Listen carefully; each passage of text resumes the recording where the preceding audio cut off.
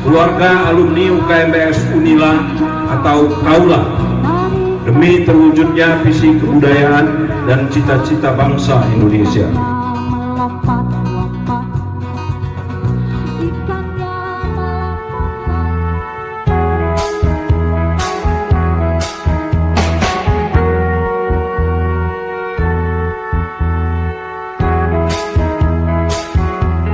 You're just too good to be true. Can't take my eyes off of you. You be like heaven to me. I wanna hold you so much. At long last alive. I thank God I'm alive. You're just too good to be true. Can't take Seorang laki-laki menyebut dirinya nabi.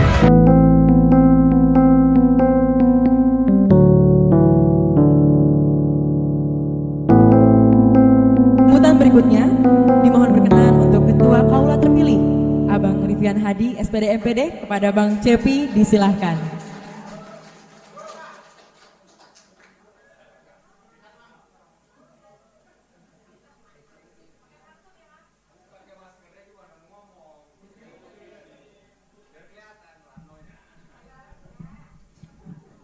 Ya, izin saya buka masker ya, biar agak dramatis. Baik, Assalamualaikum warahmatullahi wabarakatuh. Yang kami hormati Ibu Sri Sulastami yang mewakili PR3, Pak Sulianto yang sedang di luar kota. Yang kami hormati, ada satu orang senior malam ini ya, di atas saya itu Mas Gino, Ketua UKMBS pertama. Beri aplaus dulu buat Mas Gino Vanoli. Mas Gino ini sekarang Kepala Kantor DPD RI untuk wilayah Lampung. Yang lainnya kawan-kawan seangkatan saya, Bang Budi LPG, Bung Hari, ada juga Bung Neri, Dinda tercinta Dinda Yunus, lawyer muda berbakat.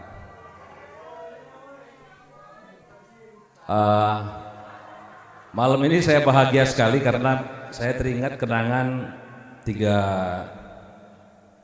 sekitar 25-30 tahun lalu lah ya. UKMBS itu pertama dia 90, walaupun 88 udah ada UKSM dulu ya.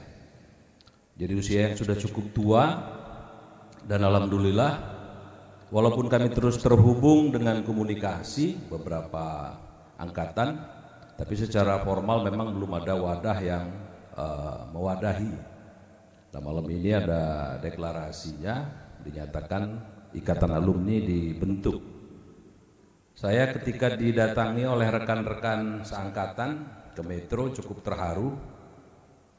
Saya terharunya karena saya sudah di Metro, kerja di Lampung Timur, tapi teman-teman ngajak diskusi lah, setengah mendaulat, ngajak saya untuk buat ikatan alumni, dan mereka juga mendaulat saya untuk jadi ketuanya.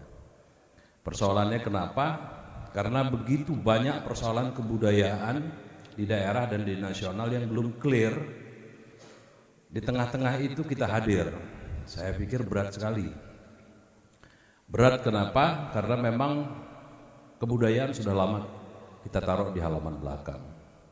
Sudah lama nggak kita urus. Seperti Ibu Sri Sulastami sampaikan tadi, dari dulu gedungnya gini. Kalau dilihat dengan yang jurusan eksak, jurusan kedokteran yang baru lahir, atau jurusan-jurusan lain, atau dengan olahraga saja memang sedih melihat UKM, atau yang menangani isu seni dan budaya. Itu WC itu yang kita tutup. Bertahun-tahun kita pentas di panggung yang sederhana ini. Tempat yang kita sulap jadi panggung sebetulnya. Tapi yang membuat kita tetap merasa eksis itu adalah bahwa kesenian, bahwa kebudayaan itu masih tetap gagah di tengah keterbatasan. Kasih aplaus untuk generasi-generasi yang masih memilih kesenian dan budaya sebagai core dari kegiatannya. Walaupun pada akhirnya, ya jujur saja tidak semua alumni itu jadi seniman.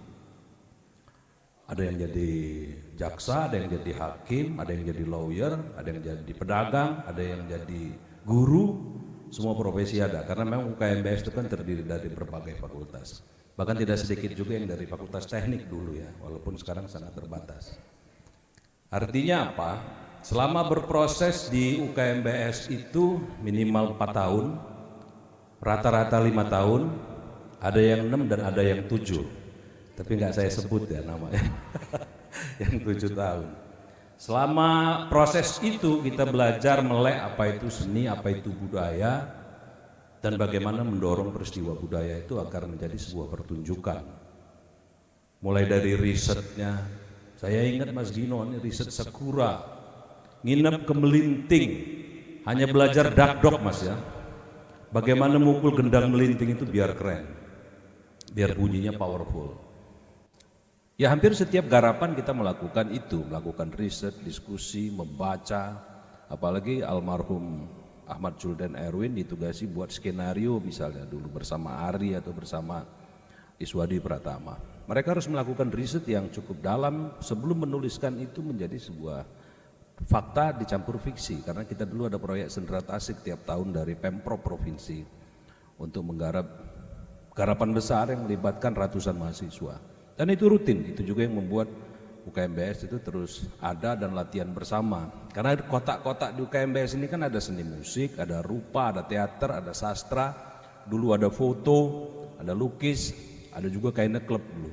Sekarang sudah banyak yang mandiri, Kaina Club nampaknya udah di luar, foto atau Zoom sudah di luar, dan yang menghasilkan banyak ekonomi itu tari dan paduan suara. Paduan suara juga sudah keluar.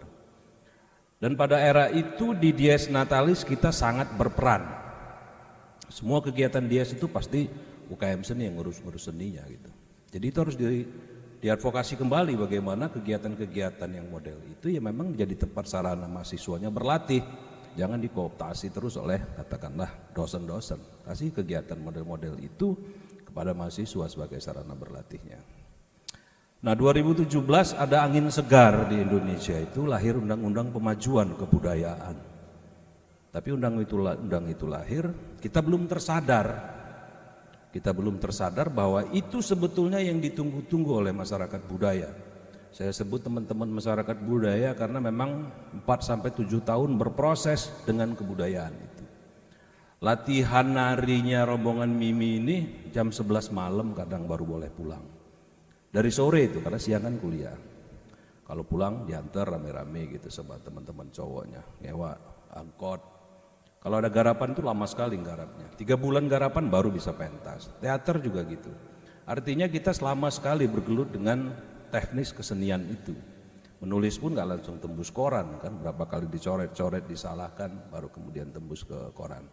Bahkan ada yang pernah nulis bahwa UKMBS itu kawah candera di mukanya untuk penyair di Lampung. Banyak sekali nama-nama besar penyair nasional itu dilahirkan di UKM yang sangat sederhana ini. Nah menyadari persoalan itu, kemarin kita diskusi itu memang Kaula ini diniatkan untuk satu memperkuat kapasitas anak-anak UKMBS. Alumni-alumninya sudah jadi seniman profesional. Sudah banyak jadi penyair, sutradara yang punya nama. Mereka mau kembali melatih misalnya atau sharing ilmunya kepada junior-junior di UKMBS. Tapi harus ada ruang, harus ada tempat, harus ada event, karena memang ikatannya bukan lagi mereka sebagai anggota UKMBS, tapi sudah alumni. Sehingga memang itu harus dibangun mekanismenya bagaimana biar mereka juga bisa nyaman mentransformasi pengetahuan-pengetahuannya. Yang kedua juga teman-teman yang dulu berproses di kesenian sekarang sudah berada di profesi lain, tentu itu juga sebagai potensi untuk UKMBS. Tidak harus selalu dana bentuknya, semangat, spirit, jaringan itu yang harus kita mulai kolek satu-satu. Makanya Bung Erwin tadi bilang strukturnya belum lengkap karena masih bongkar pasang. Kita akan cari teman-teman yang masih punya waktu, kesempatan untuk memikirkan UKMBS ini tidak bentuk nyata. Misalnya dalam bentuk doa pun kita harapkan. Syukur-syukur memang ada hal yang konkret yang bisa menyemangati teman-teman di UKMBS. Karena jujur saja bukan hanya UKMBS, semua UKM itu sekarang kesulitan mencari anggota baru. Di era IT ini, di era Android ini. Semua orang menjadi berkelompok aja jarang. Sendiri-sendiri, asik sendiri gitu, dengan dunianya gitu. Padahal zaman dulu nggak begitu. Nah, sehingga memang harus dicari formula yang kira-kira juga mengikuti perkembangan IT, tetapi memang juga masih punya banyak event-event yang membuat teman-teman bertemu langsung, sehingga menjadi orang-orang yang tetap berkomunitas, tetap berpikir bersama, bergerak bersama, tidak menjadi asik dengan dunianya masing-masing. Itu yang diniatkan pertamanya, bagaimana alumni ini bisa kembali peduli kepada tempat yang melahirkannya. Yang kedua tentu juga dia harus terus berjejaring dengan alumni khususnya, dan umumnya dengan para kelompok-kelompok yang masih bagian dari isu kebudayaan yang belum juga terawat ini.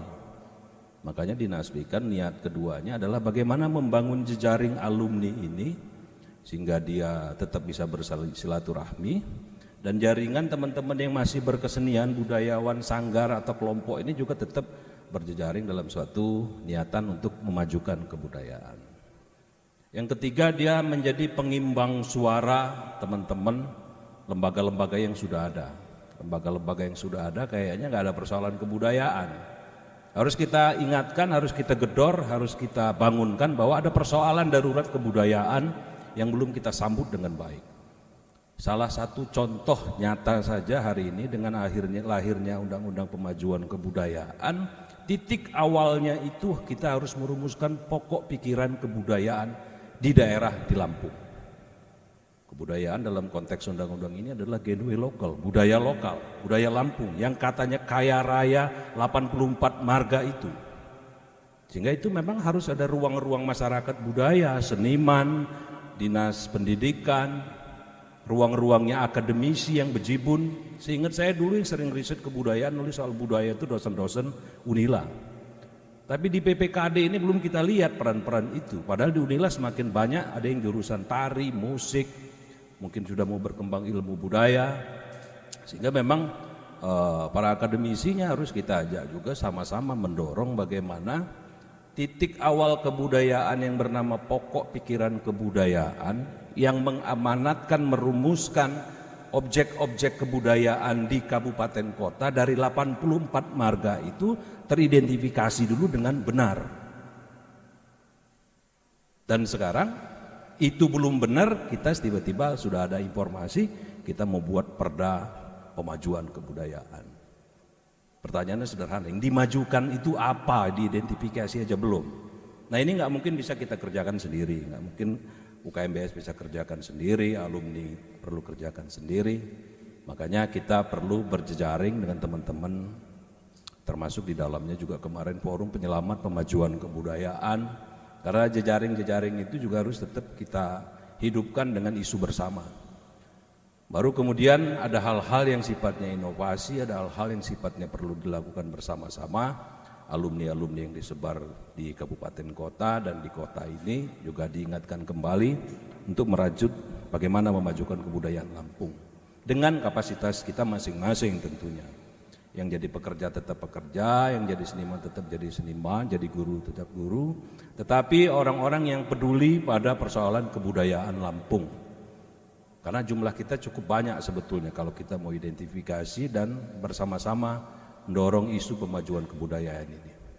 Mimpi besar itulah yang membuat saya kemarin ragu dan takut untuk mengemban amanah itu. Tapi hadirnya kawan-kawan malam ini juga menjadi penyemangat.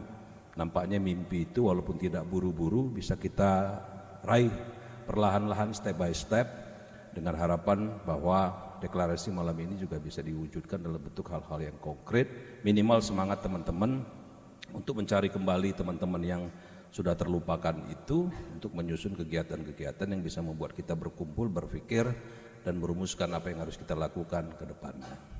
Saya rasa itu, terima kasih atas kepercayaan teman-teman tim kecil atau panitia kecil yang kemarin sudah cukup lama prosesnya ya.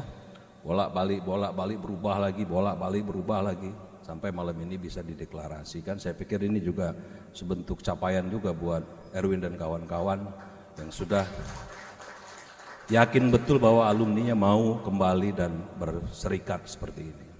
Terima kasih atas segala perhatiannya. Mohon maaf kalau ada kesalahan. Wallahul muwaffiq ila aqwamit thoriq. Assalamualaikum warahmatullahi wabarakatuh.